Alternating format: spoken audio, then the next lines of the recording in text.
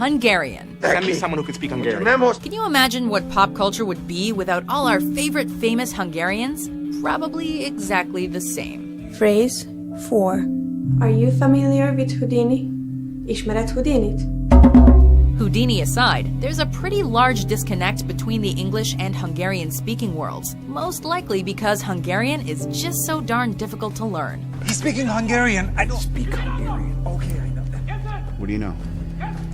Experts! Experts! It has some of the strangest grammar rules in the world, which includes 14 vowels and 18 language cases, or up to 35 if you consider the cases that apply to prepositions.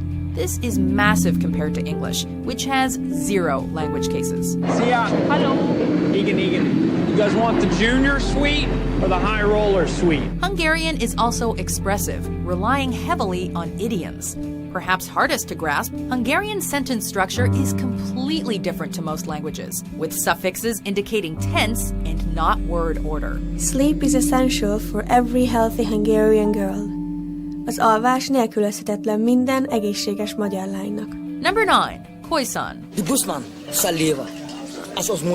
This language, at least to English-speaking ears, is a bit of an unusual one. The Constitution doesn't recognize us. There's no land for us. Everybody's talking land. Everybody's talking recognition. Referring to a collection of indigenous languages that consist of clicking patterns of consonants and phonemes. Khoisan is only a verbal language, not a written one.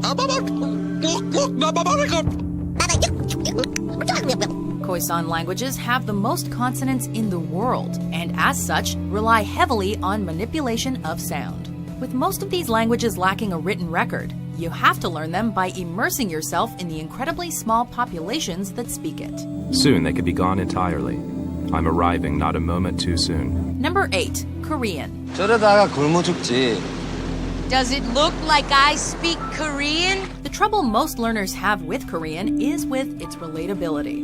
It is a language isolate, meaning that it lacks any common ancestors or genealogical links with other languages. In short, the Korean language is only native to South and North Korea, which, when totaled, make up a relatively small portion of the planet. Couple the rarity of the language with a wholly self-contained, unique alphabet system, and you have a pretty steep learning curve. 전공은 당신이고 5대 수학 학자. Things only get trickier as Korean opposes classic language structure, confusing learners. Sentence structure is equally troubling. Action sentences place the subject first, then the object, and finally the verb or action. 당신 생각처럼. Number 7. Icelandic. I'm sorry, I don't speak Icelandic. As a language, Icelandic is rife with conundrums. On the one hand, the language is out of sync with modern times in that it steadfastly refuses to encompass loan words or words from other languages to explain new terms, items, or concepts. What's going on? Where is everybody? Eldos! Come on, Eldos! Eldos! Yo! Eldos! Yes! What does that mean? Erection! Erection! Instead, these new concepts are bestowed with a brand new word. The volcano known as... Otherwise, however, Icelandic remains mostly unchanged since its conception centuries ago, and still abides by its unique sentence and letter structures established way back when. Good luck finding a tutor, though, as less than 400,000 people speak Icelandic today. Number 6. Sanskrit. Nick, you know what that says? No, I don't read Sanskrit. Make reasonable choices. That's an odd thing to get tattooed on your neck. While most have probably heard of this language, it's still entirely possible to not know what it is. Gentle. This is hundreds of years old. Is that some kind of writing? Yeah, it's Sanskrit. Sanskrit is the primary sacred language of Hinduism and is a philosophical language of Buddhism, Sikhism, and Jainism. It's also one of the 22 scheduled languages of India, which means it's represented in the Indian Constitution. Those who try to learn this classical language struggle because of its incredibly unique grammar rules. It gives them brilliant linguistic training. They use all parts of their mouth. And the Sanskrit scriptures are inspiring. They're full of very inspiring philosophical concepts. And this is why we teach it. For example, Sanskrit includes 3 gender nouns, masculine, feminine, and neuter, and has 8 cases. On top of that, Sanskrit requires a very high inflection. Bottom line, this one's hard. Even the word video is based on the Sanskrit word Veda, which means to see or reveal. Number 5, Finnish. Grapes. Raipalit. Here's why Finnish is so hard. The trouble lies in translation. Finnish grammar rules are, well, frankly crazy to English speakers in both structure and pronunciation. Yine. He's really funny. I can't even translate that. It takes a lot to translate from English, and even when that's done, the end product probably won't work. Where is he now? In the hotel gardens. Working on his Finnish, best I can tell. Finnish. Rosetta Stone tapes. That's because the language is so colloquial and expressive that native language speakers don't always rely on the rules. They do what they want, and it makes sense. To them at least.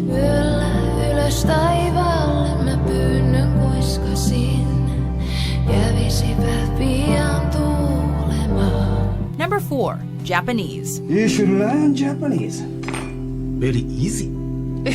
No kidding, I heard it was kind of hard. This is a language that requires immense preparation and intense studying before you can accomplish the slightest success. To be able to write Japanese somewhat adequately, learners must first master thousands of characters. Most of those characters have multiple pronunciations and meanings, which are then made more difficult when considering the rules of how those characters can be combined. The Japanese writing system has several components: hiragana, katakana, and kanji, and rules change depending on the use of scripts. Once you've figured all this out, you can finally put yourself through the hardship of speaking Japanese.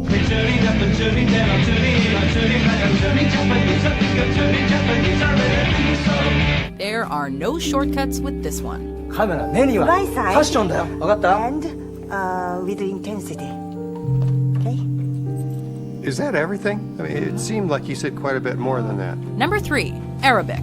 And the combinations of some letters with others are very hard. There are names in Arabic or words in Arabic which are very hard to write. Most English speakers would describe Arabic as unlike anything they've ever seen before. Most words vary between 4 different forms, depending on placement. Short vowels are not part of the Arabic alphabet. Words derive from base roots and to accommodate grammar and structure. There are many different dialects that vary so much that often 2 forms of Arabic are completely foreign to one another. Let's also remember that Arabic has several sounds that aren't found in English, so luck and hard work are definitely required to teach your vocal cords to imitate them. Inta mabedik with amrik, when you wish and with your permission, of course. Where did you learn to speak Arabic, Magnus? Number 2, Russian. As a comedy accent, Russian seems fairly easy to mimic. Let go, turn away and slam door! But to actually learn and respect the language, that's a whole new ballgame. The written language uses the Cyrillic alphabet, meaning it's far different from the alphabet English speakers know. Like Arabic, Russian is comprised of sounds that are very different than those known to English speakers, and mastering them takes years of practice. Russian, I don't speak Russian. Get it translated. Additionally, Russia's history of cool to strained relations with the Western world means finding help can be harder than you might think. Before we unveil our number 1 pick, here are some honorable mentions. Hoe heet het in Nederlands? Dat bedoel je? Do you know your colors in Welsh? Cor is red.